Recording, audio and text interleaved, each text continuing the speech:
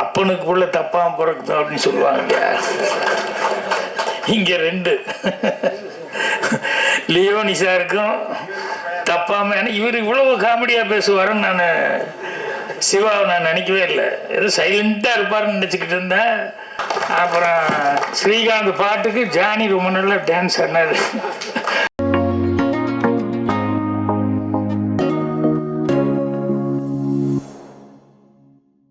இது நம்ம மட்டும் இங்கேருந்து கேட்கல, யாரோ ஒருத்தர் பேசும்போது சொன்னாங்க பிரான்ஸில் பவானின்னு யாரோ கேட்டுக்கிட்டு இருக்காங்கன்னு. பவானி மட்டும் கேட்டுருக்க மாட்டாங்க, இன்னும் நிறைய பேர் கேட்டுட்டு இருப்பாங்க பிரான்ஸில் இருக்கிறவங்க. அவங்களுக்கும் சேர்த்து வணக்கத்தை சொல்லிடலாம். ஏன்னா அவங்களுக்கு பயங்கர சந்தோஷமா இருக்கும்.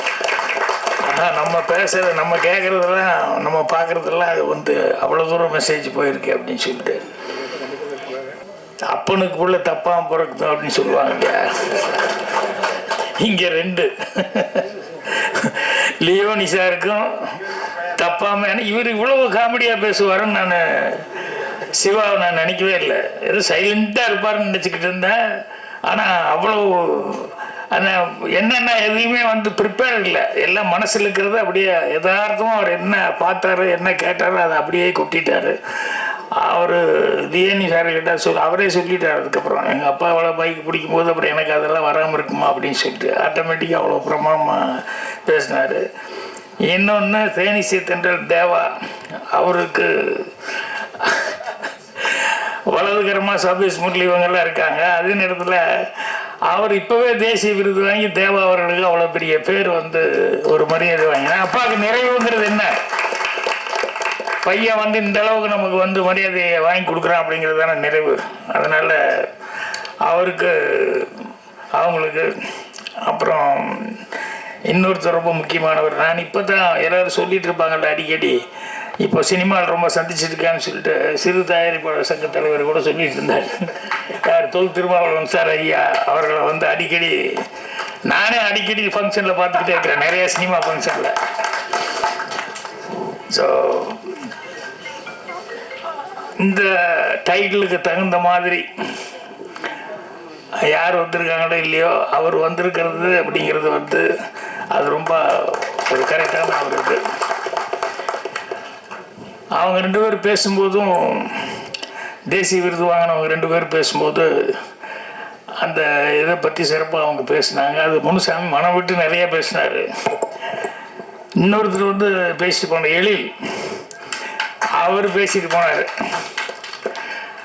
அவர் பேசும்போது தான் அவர் கொஞ்சம் ஒரு சின்ன டிப்ரெஷன் மோடில் எங்களை வந்து இது வந்து கூப்பிட்டா மாதிரி சாவு கடிக்கிறதுக்காக கூப்பிட்றாங்க அப்படின்னு சொல்லிட்டு கொஞ்சம் ஒரு சின்ன ஃபீலிங்கில் சொன்னார்.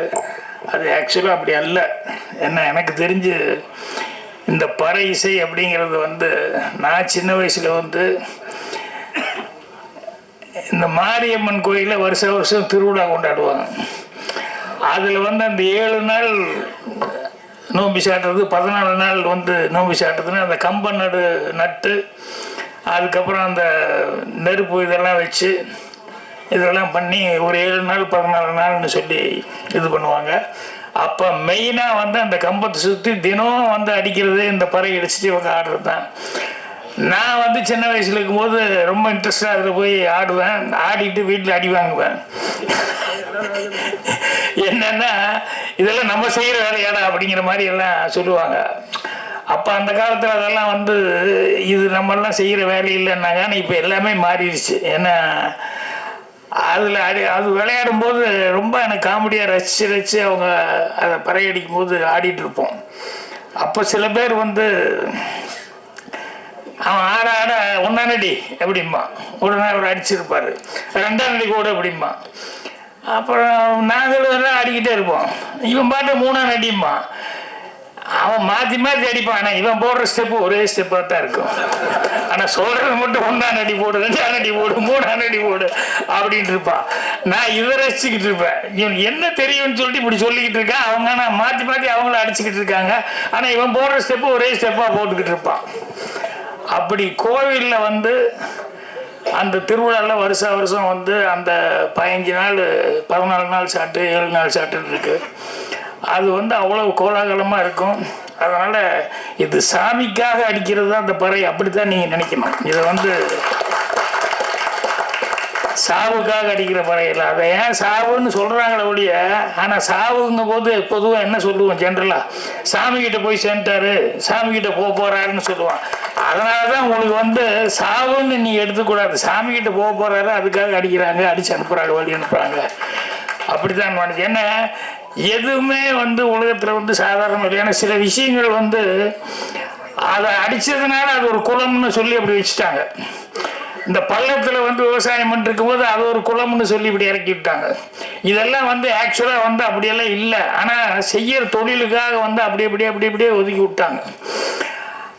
ஆனால் அவர்கள் எதுவுமே ஒதுக்கப்பட்டது அப்படிங்கிறதெல்லாம். அப்புறம் ரெண்டாவது, எதையுமே நம்ம சாதாரணமாகவும் நினச்சிக்க முடியாது. இதுதானே அப்படின்னு சொல்லி நினைக்கிறேன்.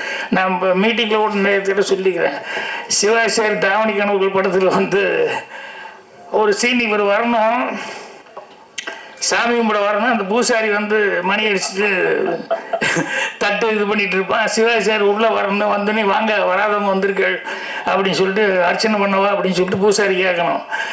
அப்போ சிவாசாரி ரெடி ஆகிட்டாரு. அவன் டைலாக் ஒன்று, வாங்க வராதவங்க வந்துட்டு உங்கள் பேருக்கு அர்ச்சனை பண்ணவா அப்படின்னு சொல்லி கேட்கணும். டைலாக் கரெக்டாக பார்த்துக்கோங்கன்னா எல்லாம் பாட்டாங்க.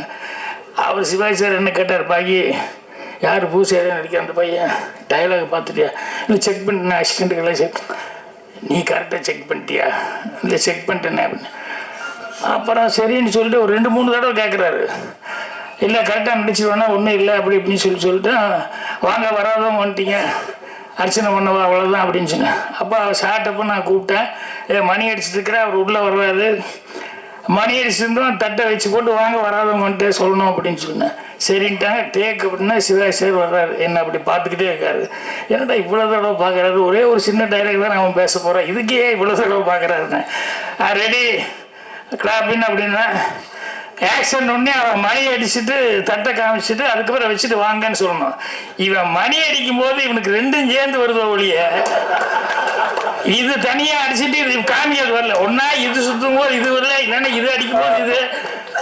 அண்ணா சார் சார் சார் சார் அப்படின்னா சிவாஜி என்ன பார்த்தாரு. நான் தான் கேட்டேனே பாக்கி, நீ கரெக்டாக செக் பண்ணியா செக் பண்ணி, இது எல்லாத்துக்கும் வந்துடாது அப்படி அடிச்சுட்டு பண்ணுறது. அது தினம் பூஜை கேச்சு வீட்டில் பண்ணிட்டு இருந்தால் தான் வரும். இல்லைன்னா அந்த பூசாரிகளுக்கு நீ பாட்டில் அவனை கூப்பிட்டு டைலாக் பஸ் சொல்லிட்டு இது கொடுத்தீங்கன்னா ஆக்ஷன் கொடுத்தா எப்படி அவன் செய்வான் அப்படின்னு. அது மாதிரி ஒரு சாதாரண விஷயம் மாதிரி நம்ம நினைக்கலாம். ஆனால் அந்த சாதாரண விஷயம் கூட அதுக்கு எவ்வளோ கஷ்டம் இருக்குது அப்படிங்கிறது. அதே மாதிரி நான் சினிமாவுக்கு சென்னைக்கு வரும்போது ஒருத்தர் ஒரு அட்வைஸ் கொடுத்து அனுப்பிச்சார். என்னென்னா, எவ்வளோ கஷ்டம் வந்தாலும்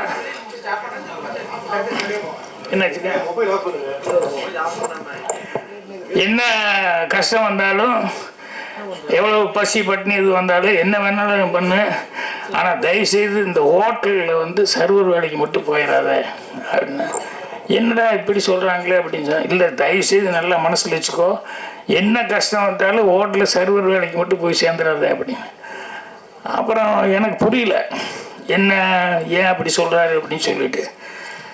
அதுக்கப்புறமா எங்கெங்கேயோ தமிழ்நாட்டில் சுற்றி, அதுக்கப்புறம் ஆந்திராடிகள்லாம் சுற்றி பசி பொறுக்க முடியாமல் ஒரு நாள் வேறு வழியே இல்லாமல் ஒரு ஹோட்டலில் போய் அப்படியே மெல்ல அப்படி ஒரு வணக்கம் போட்டு, என்னென்ன இந்த சர்வர் வேலை பசி, நீ உளுந்தா மயக்கம் போட்டு உளுந்துட போகிறோம், உழுகிறதுக்குள்ளே போய் ஏதாவது கேட்டுக்கிட்டு வேலைக்கு சேர்ந்து ஏதாவது சாப்பிட்ருவோமே அப்படின்னு சொன்னேன்.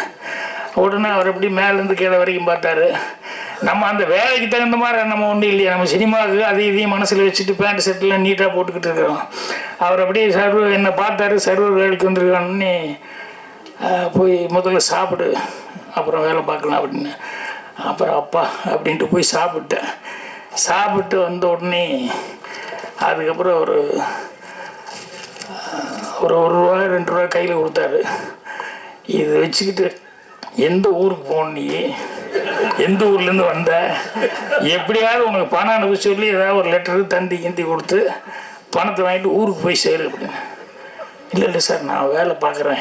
ஏன்னா எனக்கு திரும்பி போகிறதுக்கு பெரிய அவமானமாக இருக்குது. சினிமாவுக்கு வரேன்ட்டு வந்துட்டு கடைசியில் எங்கேயோ சுற்றிட்டு இருக்க, எப்படி திரும்பி போகிறது, ஒரே அவமானமாக இருக்குன்னு. இல்லை நான் வேலை பார்க்குறேன் அப்படின்னு. அவர் சிரிச்சுக்கிட்டு, இல்லை தம்பி நீ போனார். அப்புறம் இல்லைங்க நான் வேலை பார்க்குறேன். அப்பா அவர் சொன்னார், அப்பா நான் என்ன சொல்கிறேன்னு நல்லா புரிஞ்சுக்குவேன், இங்கே எத்தனை டேபிள் இருக்குது அப்படின்னாரு. இந்த ரோவில் மட்டும் சொல்லு, அந்த ரோவில் இந்த ரோவில் மட்டும் சொல்லு எத்தனை டேபிளுங்க. அப்புறம் பார்த்தா ஒரு 4-5 டேபிளுக்குங்க. ஒரு டேபிளுக்கு எத்தனை சேர் போட்டிருக்கேன்? 4 சேர் போட்டிருக்குங்க. சரி, இந்த 4 சேரு 4 பேர் டேபிளுக்கு 4 பேர் ஒரே மாதிரி ஆளுங்க வரமாட்டாங்க. எவனோ 2 பேர் வந்து உட்காருவான், அப்புறம் இன்னும் 2 பேர் வந்து உட்காருவான், அப்புறம் ஒருத்தர் வருவான், அப்புறம் ஒரு 3 பேர் சேர்ந்த மாதிரி வருவாங்க. இப்படி 4 சேருக்கு 4 டேபிளுக்கு வந்து 4 பேராக வந்து ஒரு 16 பேர் வந்து உட்காருவான். ஒருத்தன் வந்தோடனேயுமே வந்து அவன் இட்லிம்மா, இன்னொருத்தர் வந்து ஒரே ஒரு காஃபிம்மா, இன்னொருத்தர் தோசை பூரி எப்படிம்மா, இன்னொருத்தர் எப்படிம்மா. இந்த 16 பேர்த்துல 10 விதமாக சொல்லுவாங்க. இப்போ நீ வந்து ஆர்டர் எடுத்துட்டு இவன் காஃபி டீ இட்லி மட்டும்தான் அவன் சொல்லியிருப்பான். அவனுக்கு வந்து நீ தோசை அது இதெல்லாம் போட்டான் பில்லு போட்டால் அவன் சண்டைக்கு வருவான். ஏன்னா என்னடா ஒன்று தான்டா சாப்பிட்டேன், இதுக்கு போய் இப்படி பில்லு போட்டிருக்கேன். அல்லது மொத்தமாக ரோஸ்ட்டு கீஸ்ட்டு பூரியெல்லாம் சாப்பிட்டவனுக்கு போய் காஃபி பில்லு நீ போட்டேன்னு வச்சுக்கோ, எனக்கு நஷ்டம் அப்படின்னு சொல்லிட்டு, இது நீ நினைக்கிற மாதிரி சாதாரண கிடையாது தம்பி. இது வந்து மைண்டில் வச்சுக்கிட்டு எத்தனை டேபிளில் யார் யார் வர்ற அடையாளம் பார்த்துக்கிட்டு கரெக்டாக அவனுக்கு கொடுத்து கரெக்டாக பண்ணணும் அப்படின்னு சொல்லி அதனால் இது அவ்வளோ சாதாரண விஷயம் இல்லை அப்படின்னு. அப்போ தான் எனக்கு மட்டும் நடிச்சுமா இருந்தது. அதாவது எந்த வேலைக்கு போகக்கூடாதுன்னு சொன்னாங்களோ அந்த வேலைக்கு நான் லாய்க்கு இல்லை அப்படிங்கிறது அப்போ தான் தெரிஞ்சுக்கிட்டேன். ஏன்னா அதில் எவ்வளோ கஷ்டம் இருக்குது அப்படிங்கிறத. அப்புறம் ஊரில் இருந்து அவர்கிட்ட கேட்டேன், என்னடா இப்படி வந்து சொல்லி அனுப்பிச்சாரு, சர்வருக்கு மட்டும் போகக்கூடாதுன்னு சொன்னார் அப்படின்னா, அவர் ஒரு லாஜிக் கூட சொன்னார். என்னன்னா, இங்கிருந்து சினிமாக்காக வந்து முயற்சி பண்ணும்போது எவ்வளோ கஷ்டம் இருந்தாலும் மறுபடியும் காலையில் இருந்துச்சு பட்டினியோட போகலான்ட்டு தோணும். இந்த சர்வர் வேலை கிடச்சிருச்சுன்னா இடம் ஃப்ரீ கிடச்சிருது, சாப்பாடு ஃப்ரீயாக கிடச்சிருது, அவ்வளோதான். நல்லா சாப்பிடுவோம், நல்லா தூங்குவோம், அப்புறம் எங்கே போய் சான்ஸ் தேடுறது? நீ அதுலேயே செட்டில் ஆயிடுவ, அதனால தானே உன்னை அதுக்கு போக வேண்டான்னு சொன்னேன் அப்படிமா. இப்படி ஒவ்வொரு விஷயத்துலையும் வந்து லைஃப்பில் கற்றுக்கிட்ட பாடங்கள் அப்படிங்கிறது வந்து நிறைய விஷயங்கள் நிறைய பாடங்கள் வந்து கற்றுக்கிட்டேன். இப்போ அவங்க இந்த பறையை பற்றிலாம் சொல்லும்போது வந்து அது இந்த பொண்ணு காயத்ரி ரொம்ப அழகாக பேச்சு. பறைன்னா என்ன இது அப்படிங்கிறத, ஏன்னா பொதுவாகவே இங்கே தமிழ் பேசுகிறதே தகராறு தான். நிறைய பேர் வந்தால் தமிழ் சுத்தமாக பேசி அதோட பறையை பற்றி கரெக்டாக பேசணுமே அப்படின்னு சொல்லிட்டு கரெக்டாக ப்ரிப்பேர் ஆகி வந்து அழகாக பேசினா அவர். அது ரொம்ப பிடிச்சிருந்தது. ஆரியன் அவர் சொன்ன மாதிரி அவர் கொஞ்சம் தடுமாறி டான்ஸ் எல்லாம் ஆடி அங்கே ஆட வேண்டியது மிஸ் பண்ணி இங்கே வந்து ஆடி அதையும் வந்து அவர் கரெக்டாக மென்ஷன் பண்ணி பண்ணார். இந்த படத்துக்கு வந்து இந்த பறையை பேஸ் பண்ணி பண்ணுறது. ஏன்னா ஆதித்தமிழனுடைய முதல் இசைக்கருவி அப்படிங்கிறது, ஆதித்தமிழனுடைய இசைக்கருவிங்கிறது இந்த பறை அப்படிங்கிறது. ஸோ அதுக்கு வந்து மாண்புமிகுன்னு அவர் பேசும்போது கூட அந்த மாண்புமிகுன்னு சொல்லி வச்சது வந்து ரொம்ப அழகாக வந்து அவர் சொன்னார். அந்த டைட்டில் ரொம்ப அழகாக வச்சுருக்காங்க அப்படின்னு சொல்லிட்டு அதான் சொன்னார். ஸோ அதனால் இந்த படத்தில் வந்து இந்த இதை வந்து ரொம்ப நான் மனசு விட்டு எனக்கு பாராட்டணும்னு நினச்சது, ரொம்ப ஃபீல் பண்ணி இது பண்ணது வந்து என்னென்னா, ஃபாரினுக்கு போகும்போது எதுக்கு போகிறோம், இங்கேருந்து கை நிறைய 4 காசு சம்பாதிக்கணும் அப்படிங்கிறதுக்காக தான் இங்கேருந்து ஃபாரின் போகிறோம். ஸோ போனோம்னா இங்கேருந்து எல்லாம் ஊர் உலகெல்லாம் விட்டு போட்டு போய் அங்கே போய் ராத்திரியும் பகலும் ஏதாவது 4 காசு சம்பாதிச்சா நம்ம உட்காந்துப்பட்டோம் நீங்கள் அனுப்பிச்சோம் அப்படின்னு சொல்லி தான் நினைக்கணும். ஃப்ரான்ஸில் போய் உட்காந்துக்கிட்டு அங்கே சம்பாதிக்கிறோமோ இல்லையா, அங்கே நம்மளுடைய கலாச்சாரம் என்ன, தமிழ் என்ன, அது என்ன, பண்பாடு என்ன அப்படின்னு இதை நினச்சிக்கிட்டு அந்த சுபாவும் அந்த சுரேஷ்ராம் இவங்க கதை எழுதியிருக்காங்க. தமிழ் பண்பாட்டோட ஒரு கதை எழுதி, அதுவும் கூட கமர்ஷியலாக இல்லை, தமிழ் பண்பாட்டோட இதை நினச்சி ஒரு கதை எழுதி அந்த கதையை வந்து நம்ம சுகுமார்கிட்ட வந்து சொல்லி அதை படமாக எடுத்திருக்காங்க போது அவங்களுக்கு எந்த அளவுக்கு ஒரு தமிழ் பற்று இருந்தால் இந்த அளவுக்கு அவங்க ஒரு கதை எழுதி இந்த படமாக பண்ணுவாங்க அப்படிங்கிறது ரொம்ப இதாக இருந்தது. அதனால் அவங்களுக்கு தான் முதல்ல என்னுடைய மனமார்ந்த பாராட்டுக்களை வந்து தெரிவிக்கணும். அதே மாதிரி லியோனி சார், அவருக்கு வந்து டாக்டர் பட்டம் வாங்கினீங்களே, இல்லை நான் கொடுக்குற டாக்டர் பட்டம் என்ன காரணம்னா, மனப்பட்டு சிரிச்சோம்னா நோய் விட்டு போகுண்டு. அவரெல்லாம் வந்து அந்த வேலையை தான் பண்ணிட்டு இருக்காரு. நிறைய பேர்த்துக்கு வந்து ஏதாவது கொஞ்சம் மைண்டுக்கு ஒரு டிப்ரெஷனாக இருந்தது அப்படின்னு சொன்னால் உடனே அந்த டிவி ஆன் பண்ணி அவருடைய பட்டிமன்றம் பாட்டுகள் இதெல்லாம் கேட்குறது அப்படின்னா சொன்னால், ஒருத்தர் பேசும்போது ரொம்ப அழகாக சொன்னார், பழைய பாட்டுக்கு உயிர் கொடுத்துட்ருக்காரு அப்படின்னு சொல்லிட்டு. அந்த மாதிரி வந்து அவரெல்லாம் வந்து எனக்கு வாத்தியர்கள் ரொம்ப பிடிக்கும். அதே மாதிரி இவங்கெல்லாம் வந்து அந்த பட்டிமன்றங்களில் அவங்க பேசும்போது நான் இன்னும் நிறையா கற்றுக்கிட்டே இருக்கேன். அவங்களாம் என்ன ஒவ்வொரு நாளைக்கு என்ன பேசுகிறாங்க, புதுசு புதுசாக என்ன இருக்குது அப்படின்னு கற்றுக்கிட்டு இருப்பேன். இந்த படத்தினுடைய கதையை வந்து கேட்கும்போது அது எனக்கு ரொம்ப கஷ்டமாக இருந்தது. என்னன்னா எதுக்கு திருமாவளவன் அவர்கள் வந்து இதுக்கு கரெக்டான இதுக்கு வந்திருக்காரு அப்படின்னு சொல்லி நான் சொல்ல வந்தேன்னா, இந்த கதையை வந்து டைலாக்லேயே நீங்கள் பார்த்துருப்பீங்க. நீங்கள் சொல்ல தான்டா குழந்த மாட மறுபடியும் என் மனசு அது மேலேயே போயிட்டுருக்கு அப்படின்னு சொல்லிட்டு டைலாக் வரும். அப்புறம் இன்னொருத்தர் ரொம்ப டீக்ரேட் பண்ணி பேசுவான், நான் இருக்கிற இடத்துல நீ வந்து இருக்கிறது அப்படிங்கிறதெல்லாம் டீக்ரேட் பண்ணி. இது ரொம்ப காலமாக இருக்கக்கூடிய ஒரு சமாச்சாரம். இந்த ஆணவ கொலை அப்படிங்கிறது இருக்கு, இந்த ஜாதி இது எது பார்க்குறது. எனக்கு தெரிஞ்சு இத்தனை வருஷத்தில் 65 வருஷத்துக்கு முன்னால் கூட எனக்கு நடந்த இன்சிடென்ட் இன்னும் எனக்கு மனசில் பதிஞ்சிருக்கு. என்னென்னா எங்கள் ஊரில் வந்து ஒரு பொண்ணு அது வந்து தெரிஞ்சோ தெரியாமல் ஏதோ ஒரு ஒருத்தர் லவ் ஆகிப்போச்சு. அது கொஞ்சம் காஸ்ட் வந்து கம்மியான ஒரு பையனோட ஏதோ ஒரு கனெக்ஷன் ஆகிப்போச்சு. இது இந்த வீட்டில் தெரிஞ்சு போச்சு. இவங்க அப்பா அம்மா என்ன பண்ணுறாங்க, அவங்க தெரிஞ்ச உடனே விஷயம் தெரிஞ்சோடனே ஒரு நாள் நைட்டு அந்த பொண்ணை வந்து உட்காருன்னு சொல்லி உட்கார வைக்கிறாங்க. பால் காய்ச்சி கொண்டு வந்து கொடுக்குறாங்க. அப்பா அம்மா அந்த பொண்ணோட சின்ன பையன் ஒருத்தர் இருக்கான், தம்பி, வைக்கிறாங்க. வச்சுட்டு ஒரு 4 டம்ளர் எடுத்து வைக்கிறாங்க. எடுத்து வச்சுட்டு அந்த பாலுக்கு பக்கத்தில் இன்னொன்று பிரிக்கிறாங்க. பிரித்து பாய்சன் பவுடர் இருக்குது. அந்த விஷத்தை எடுத்து வச்சுட்டு அந்த அப்பா சொல்கிறாரு, எங்களுக்கு கௌரவம் முக்கியம், நீ இப்படி போய் தப்பு பண்ணிட்ட, இது வந்து எங்கள் எல்லாத்துக்குமே இதை தாங்கிக்கவே முடியாது. ஒன்று நீ வந்து அந்த பவுடரை பாரில் போட்டு குடிச்சிட்டு பேசாமல் சத்தம் இல்லாமல் போய் உள்ளே போய் படு. இல்லை அப்படின்னு சொன்னோம்னா நாங்கள் 3 பேரும் வந்து இதை பாரில் கலந்துட்டு நாங்கள் குடிச்சிட்டு நாங்கள் போயிடுறோம், நீ எப்படி லைஃப் இருக்கமோ பண்ணிக்கோ அப்படின்னா. அந்த பொண்ணுக்கு எப்படி இருக்கு யோசிச்சு பாருங்க. இதை தவிர்த்து ஒரு வழியே இல்லை அப்படின்ட்டார் அப்பா. உனக்கு 2 நிமிஷம் டைம் தர்றேன், நீ குடிக்கிறியா, நாங்கள் 3 பேர் குடிக்கிறோமா அப்படின்னா. அந்த பையனுக்கு எப்படி இருக்கும், தம்பிக்காரனுக்கு எப்படி இருக்குன்னு யோசிச்சு பாருங்க அந்த சூழல்.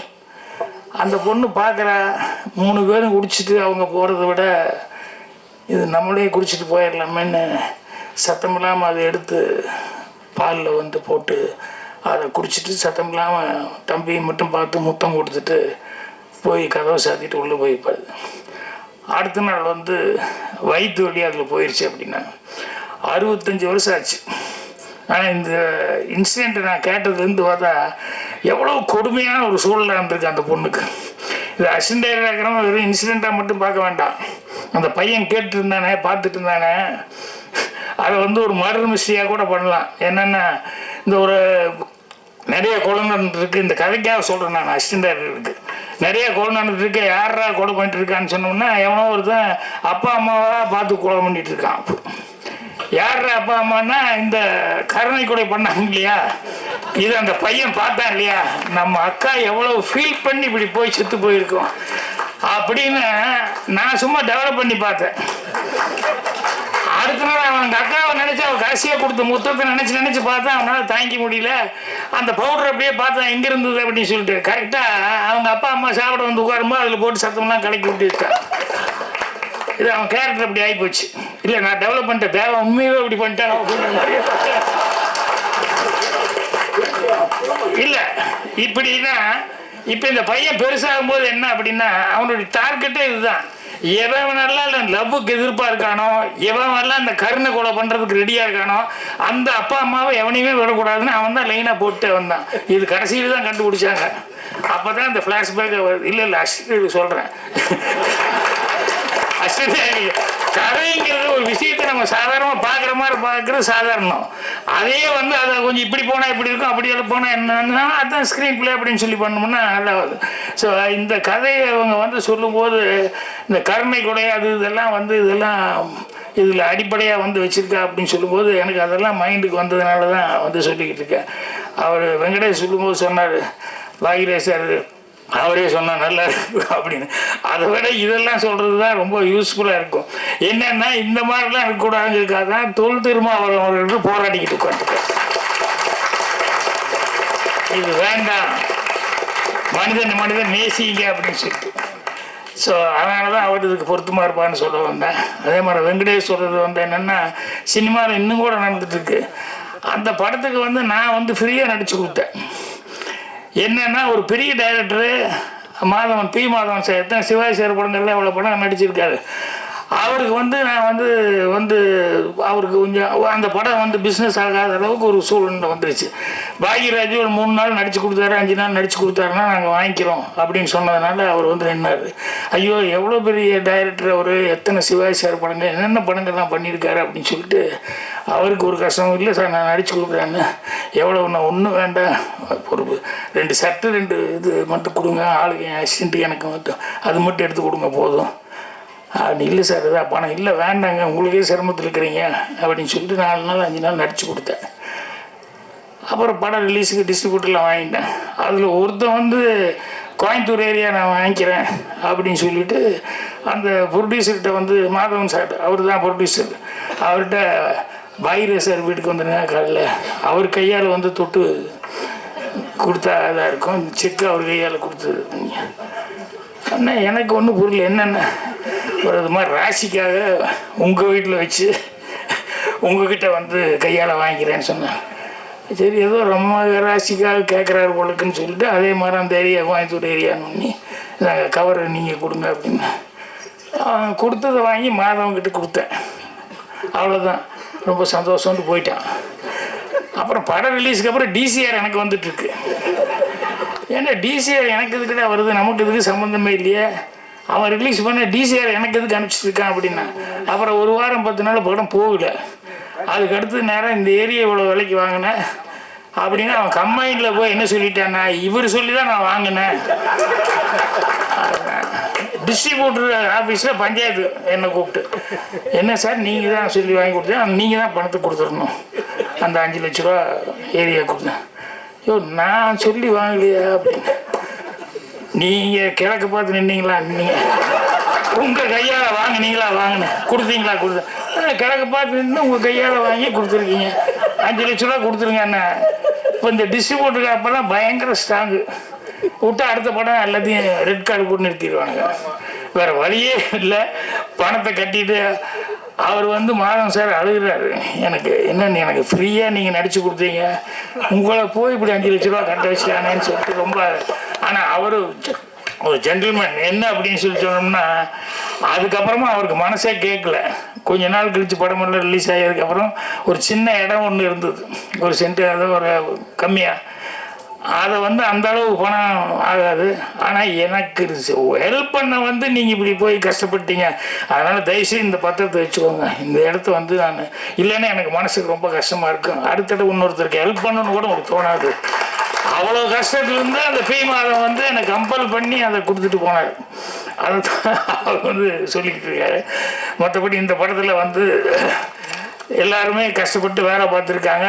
அதே மாதிரி வந்து ஒரு எய்மோடையே வந்து இந்த படத்தை வந்து அந்த கதை எழுதுந்தும் வந்து அந்த ப்ரொடியூசர் வந்து ஒரு எய்மோடு எழுதியிருக்காரு. அது சுகுமார் வந்து ரொம்ப அந்த கதையை தான் செய்யணும் அப்படின்னு சொல்லிட்டு அதுக்கு இந்த டீம் எல்லாமே வந்து அந்த எழில் இந்த டீம், இவங்க வேலு சார், அவங்க எல்லாமே, முனுசாமி, இவங்க எல்லாமே மிகப்பெரிய உதவி பண்ணியிருக்காங்க.